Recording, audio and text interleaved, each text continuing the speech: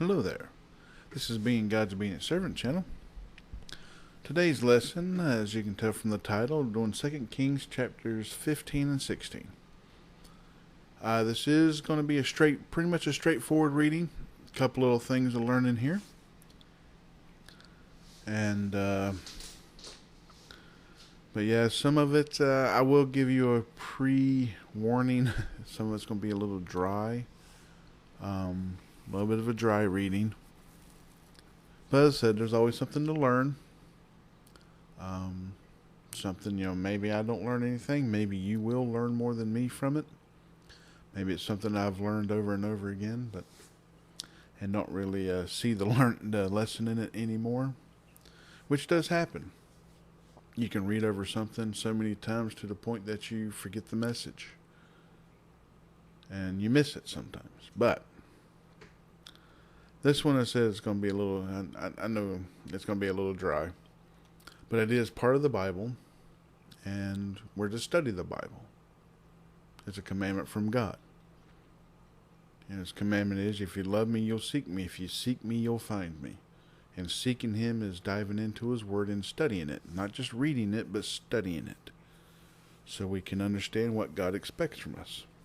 So, let's go ahead and get right on in here. And before I probably forget later on, whatever, happy Thanksgiving to everybody. This is the day before. Sorry I didn't get this video posted sooner. I messed up.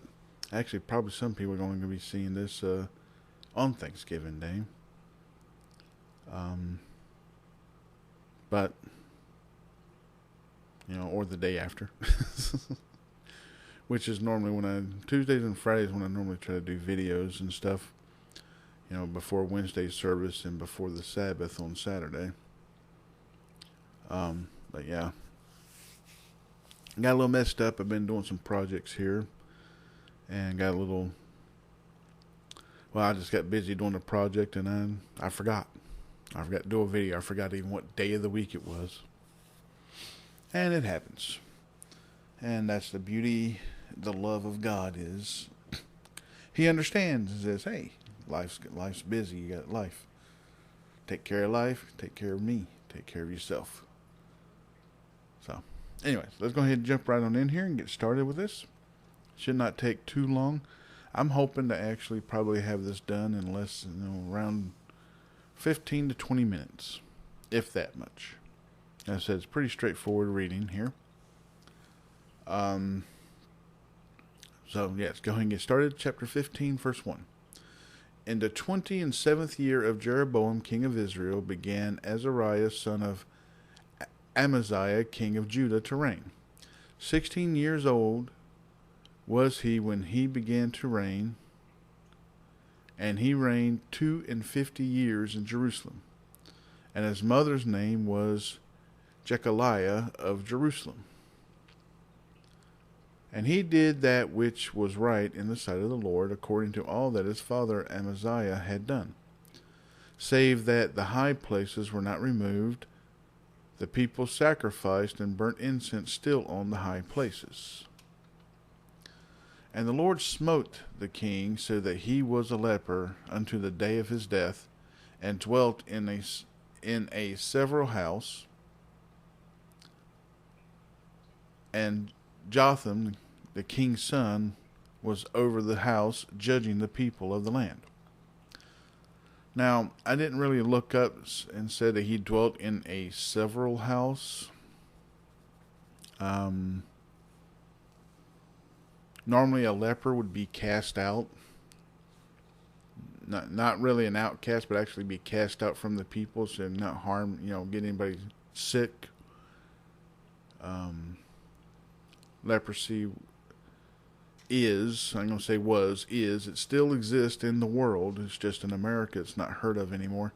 It is a contagious disease. You can spread it from touch.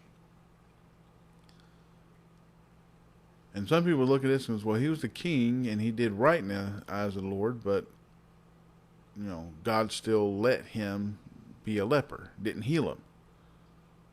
And the lesson we learn from that is it doesn't matter your status or if you're doing right or wrong. sometimes crap happens. And sometimes we have affliction in our lives. Some people are born with, deformations, retardations, deformities. Sorry, said it wrong. And it's like, some people are born sickly. Some people are born perfectly healthy. And it just happens. And that's just the way life is. Even in Old Testament times, that's the way life was. But, throughout a lot of the teachings back then, though, it's like if something happened to you or something bad was going on in your life, it was because you were a sinner. That's what they kind of believed in. And that's not so. So you can see here that, the king did right in the eyes of the Lord, but, he suffered a disease that later killed him. It will kill you. Leprosy will. So the one good lesson from here is, I'm going to say, well, good lesson, but, just because you may have a lot of wrong going on in your life doesn't mean God hates you.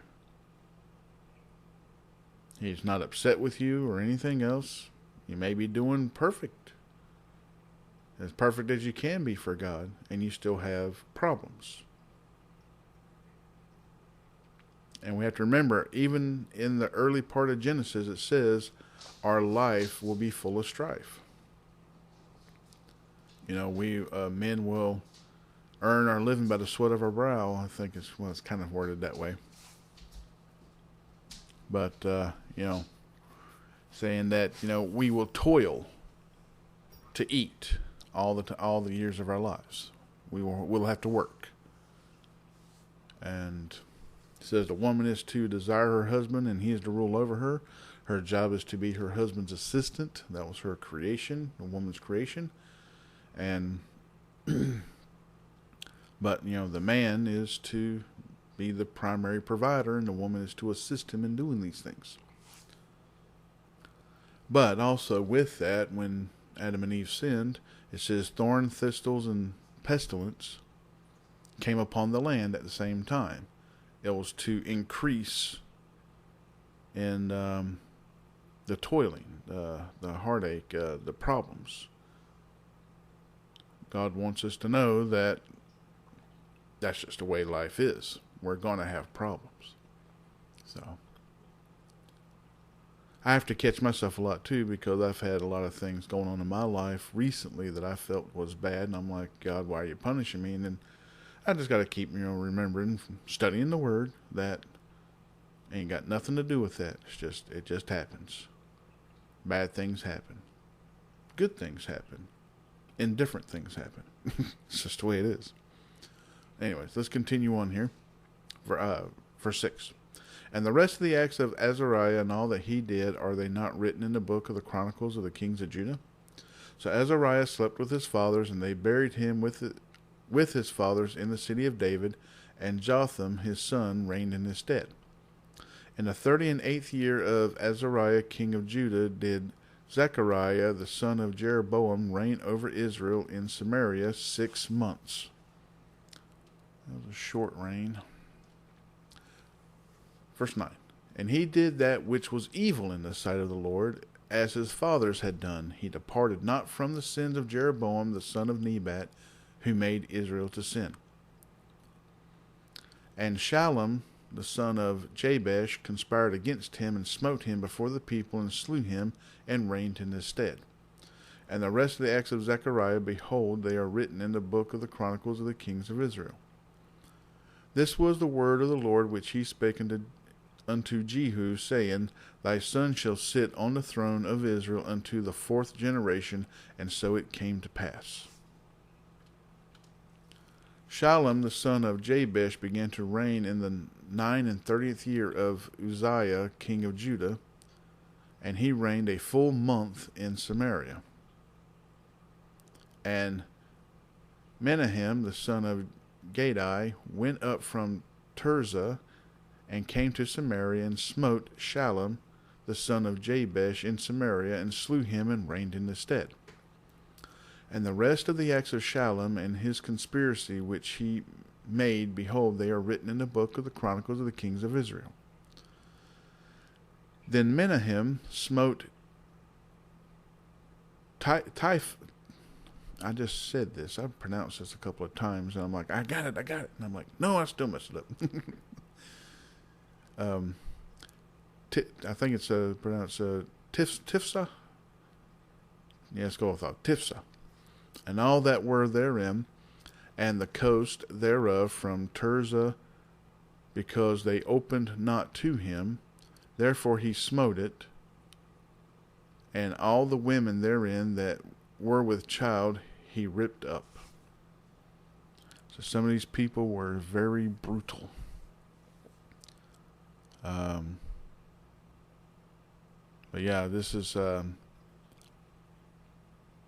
think carjackers are evil, or the Kia boys, whatever that stuff is. Just trust me, there's some really evil, messed up people in this world and throughout history of this world. Satan has got his claws. Satan and his demons got claws in people throughout the whole history of the earth. But yeah, it's like that's I can't as a Christian, I can't even fathom the thought of doing something like that. And it's just I can't understand how anybody could even I don't get it. But yeah, anyways, let's continue on here. Verse 17. In the 39th year of Azariah king of Judah began Menahem the son of Gadai to reign over Israel, and reigned 10 years in Samaria.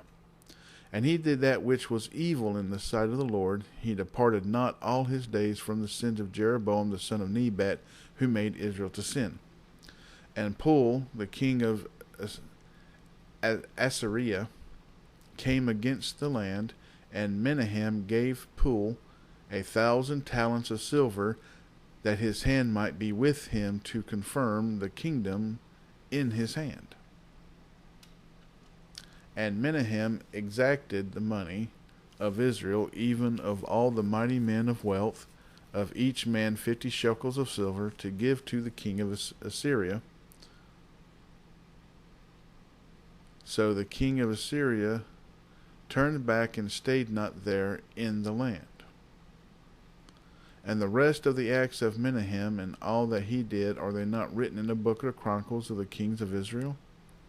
And Menahem slept with his fathers, and Pekahiah his son reigned in his stead. In the 50th year of Azariah king of Judah, Pekahiah the son of Menahem began to reign over Israel in Samaria, and reigned 2 years. I will have to say that I'm starting to pronounce these names a little bit better. I think so. Anyways, knock on wood, as the old saying goes. Like, I don't want to jinx it or anything else, but hey, I think I'm doing a little bit better with this.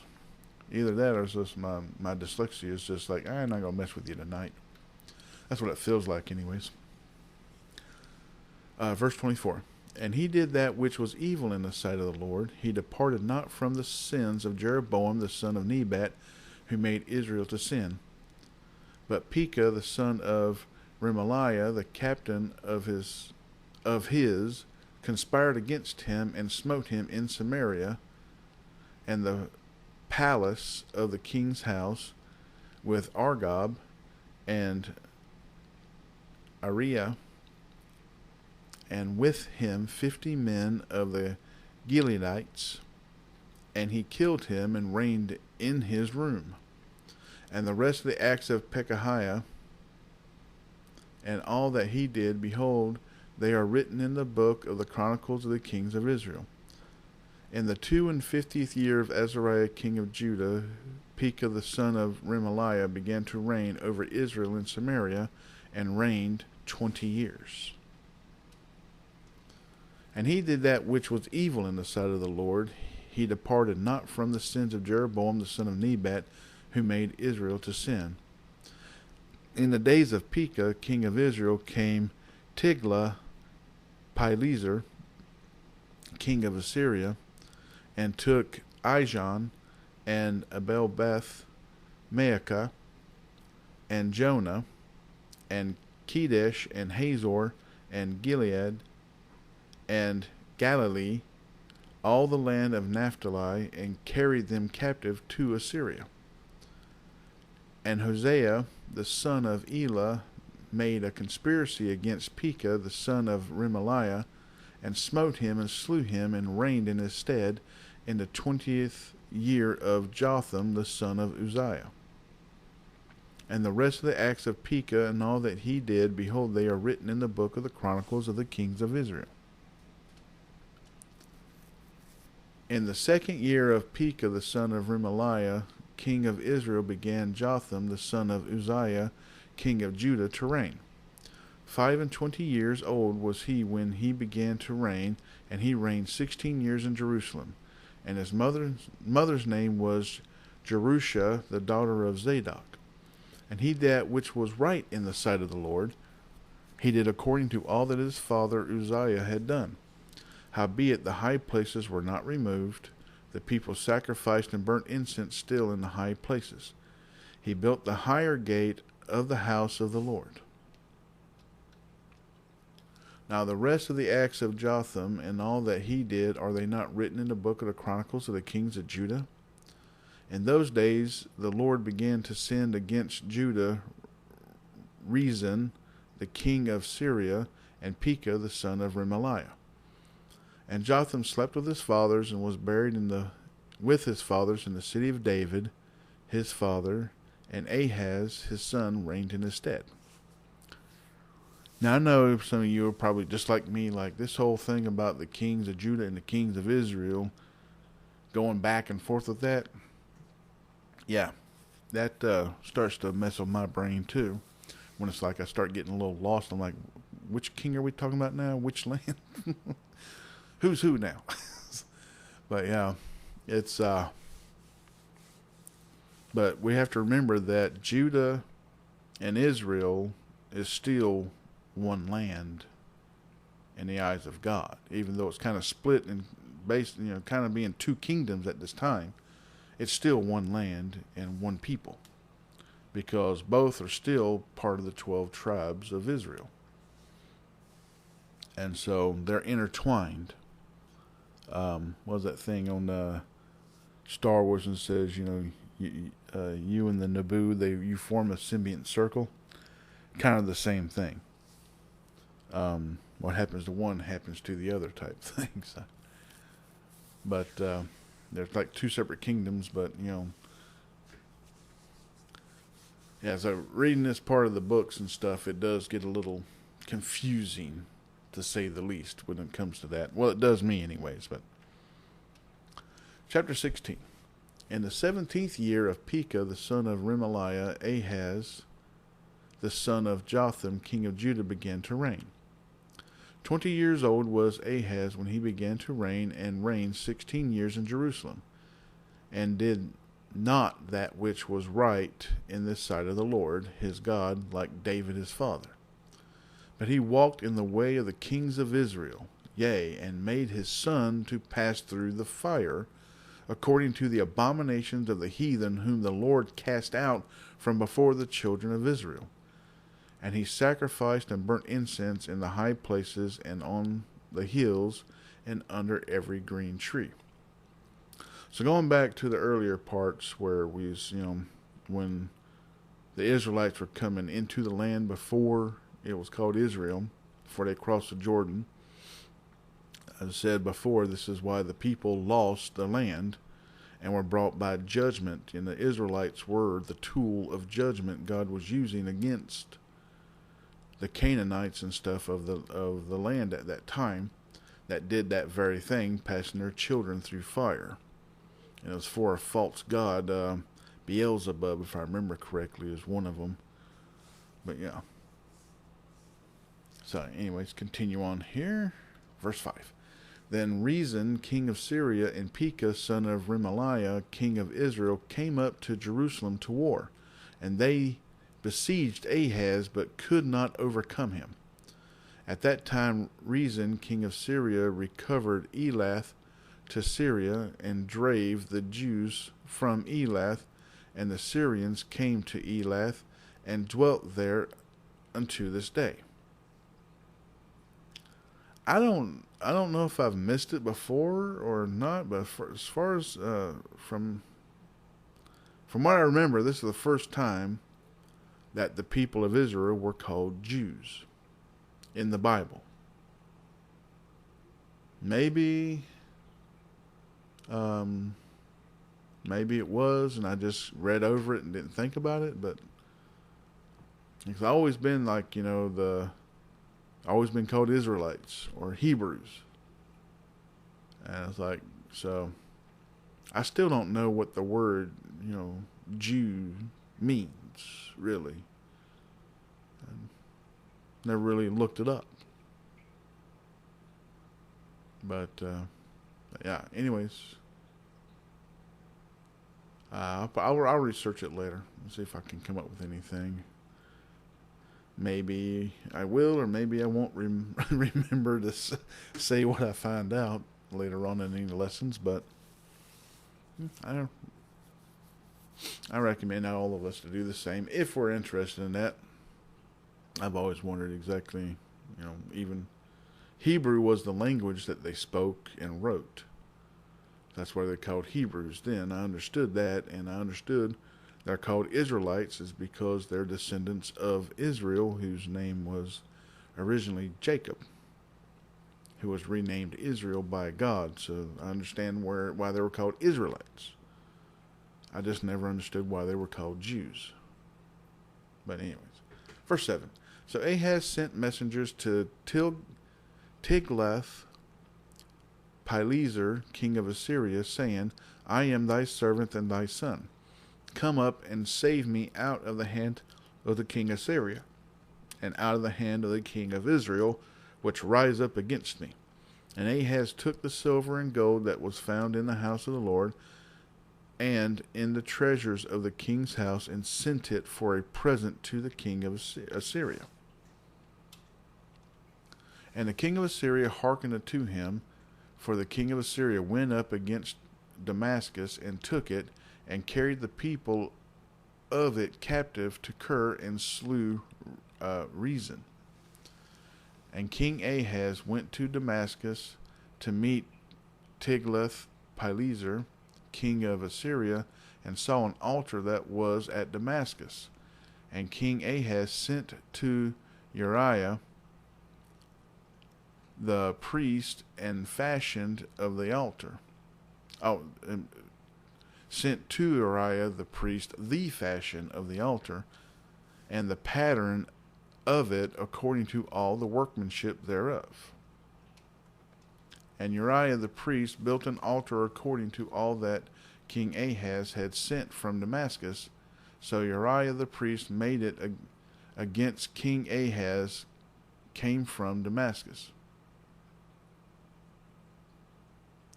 And I'm sorry, that wording there confused me there just for a moment. I'm like, what? So Uriah the priest made it against King Ahaz came from Damascus. I mean, I understand what it's meaning, but the wording's there. Maybe the translation just got a little confused there, because it's like, I know what they mean, but it still doesn't make sense the way it's worded there. But anyways, verse 12. And when the king was come from Damascus, the king saw the altar, and the king approached to the altar and offered thereon.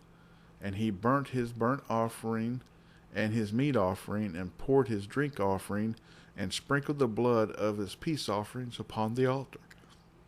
And he brought also the brazen altar, which was before the Lord, from the forefront of the house, from between the altar and the house of the Lord, and put it on the north side of the altar.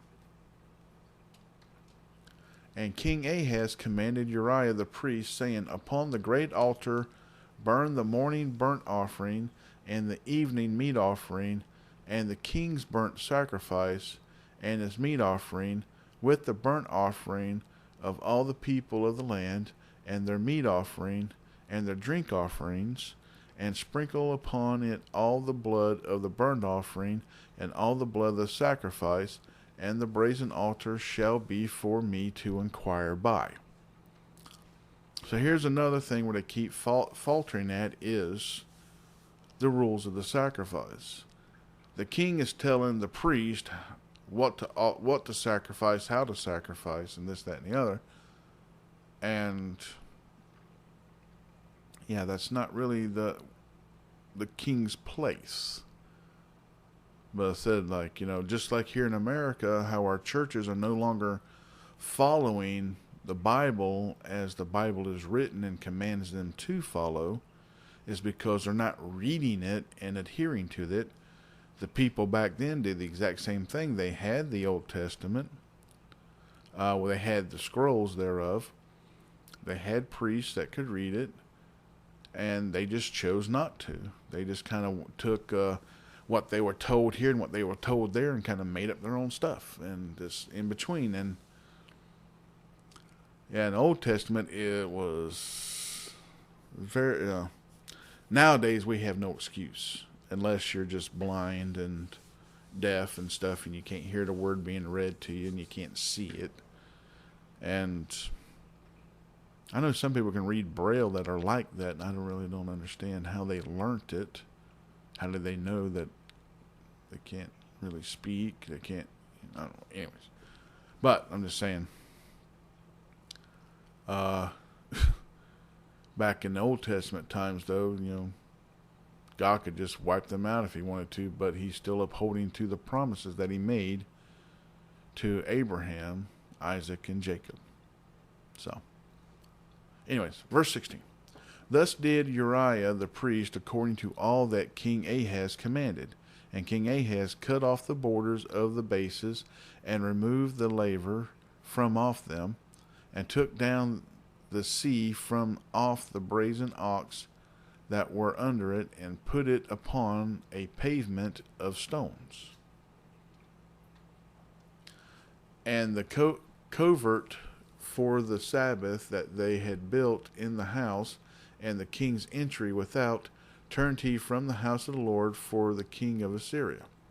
Now the rest of the acts of Ahaz which he did, are they not written in the book of the Chronicles of the kings of Judah? And Ahaz slept with his fathers, and was buried with his fathers in the city of David, and Hezekiah his son reigned in his stead.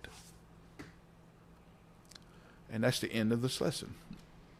And I'm sorry, of course, I'm normally off of my time. Here we are, almost at 30 minutes of that. But I went down a couple of rabbit trails, and which I kind of always do, which is kind of like my style. Hopefully you like it. If not, sorry, it's just I'm me. But yeah, as I said, there's always something to learn in the Bible. We learned a couple of things, and we saw, like, as we study the Bible, we can see when the Bible talks about certain other people and what they're doing, say, oh, that's wrong.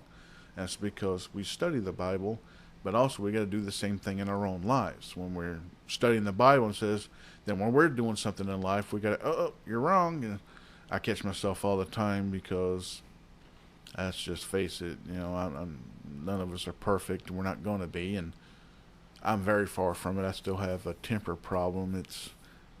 My mom always says, it's an hereditary trait, having a temper. And I don't think so. I think it's a teaching thing, because my grandfather had a temper, my father had a temper, and I have a temper. And the fact is, we were never taught how to control it. Everybody has a temper. Some people are wise enough that they teach their children what they learned on how to control it, what to do, how to calm down, how to this, how to that. But yeah. Anyways, I'm jumping down another rabbit trail there, but we each have our own problems. We each have, things going on in our lives. We're not going to be perfect, and God doesn't expect us to be. But we are to try. That's the thing. We are to try. So anyways, I'm going to go ahead and end this lesson here. I've already went on long enough on it. Hope you enjoyed this reading. And I'll get started after Thanksgiving Friday, getting started on the next chapters. But yeah, once again, remember to pray. It's our number one tool, our weapon, our guide, our everything. It's our communication with the Lord, with the Holy Spirit, with Jesus. You know, prayer is the Word of God, and prayer is our primary things. We get really lost without those. And something I just learned recently, I like to share also, is we're to be more grateful for what we have. It's I've caught myself into this. I have a couple people that are subscribers here that know me and know that I've had a lot of negative. I've been a little negative in my life. I'm not gonna lie about it, and it's wrong. I shouldn't be. And it's because I've been, complaining.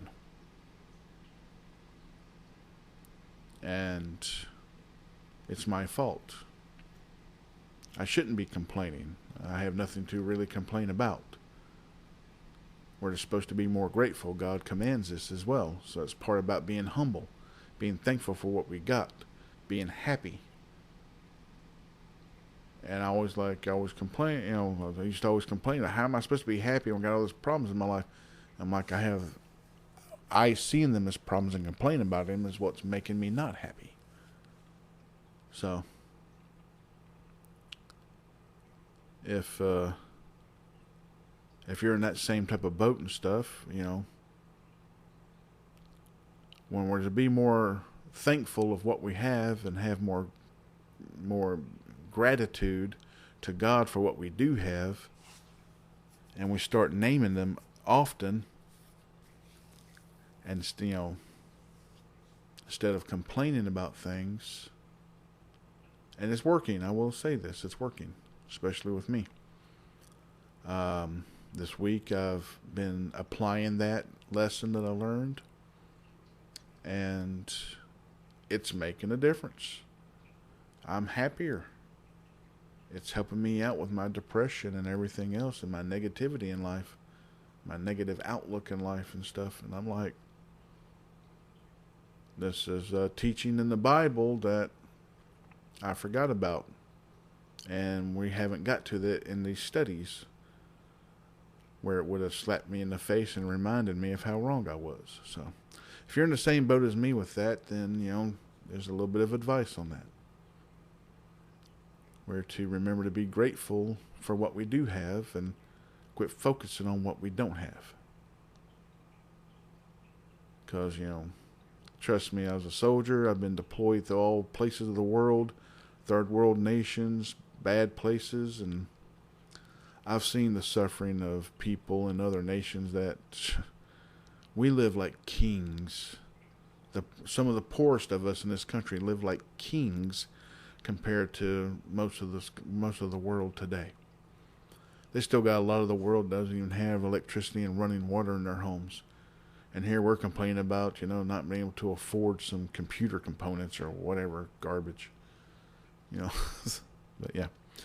Anyway, since I want to jump down another rabbit trail, already past 30 minutes, so remember to pray. Pray for yourself, your family, your friends, your loved ones. Really pray for the lost and pray for the governments.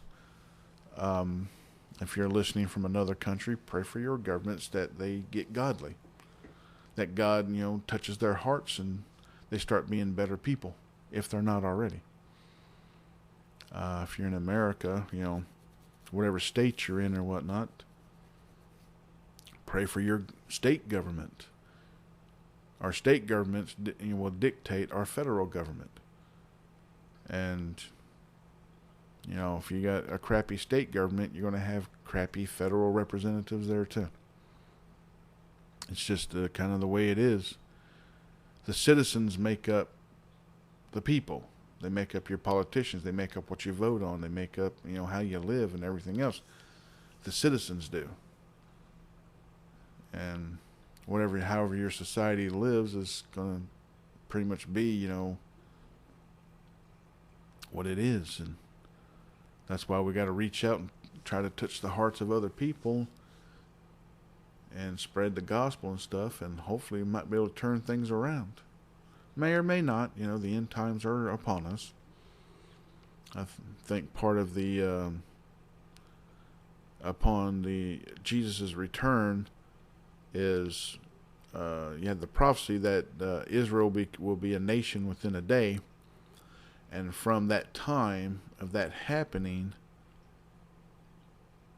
the Lord will tarry until the last person from that time passes away. And we still have some people alive from when that happened, from World War II and everything else, from when Israel became a nation within a day. I think it was in 1948. We still have people in this world alive from that time. It's supposed to be when all those people have passed away. That's when it's really the Lord's supposed to be, pretty much returning soon. So, anyways, I'm going to go ahead and end this lesson here. Until next time, God bless, good night, and goodbye.